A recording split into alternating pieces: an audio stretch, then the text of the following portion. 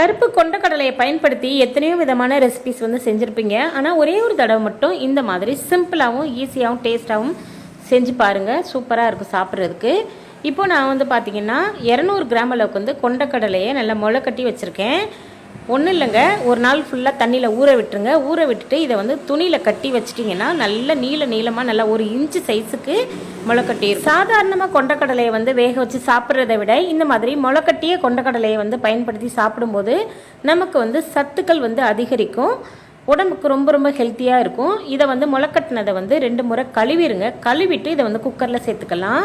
குக்கரில் சேர்த்துட்டு ஒரு அரை டம்ளர் அளவுக்கு மட்டும் தண்ணி சேர்த்துக்கோங்க. அதிகமாக தண்ணி சேர்க்க வேண்டாம். அப்புறம் வந்து பார்த்திங்கன்னா தண்ணியிலே அந்த சத்துக்கள்லாம் இறங்கிடும். கொஞ்சமாக உப்பு போட்டுட்டு இதை வந்து வேக விடணும். ஒரே ஒரு விசில் மட்டும் விடுங்க. ஏன்னா ஆல்ரெடி நல்லா ஊறினது கொண்டக்கடலை ஊறி நல்லா சாஃப்டாக இருக்கும். இப்போது ஒரு விசிலுக்கு அப்புறம் ஓப்பன் பண்ணி பார்க்கலாம்.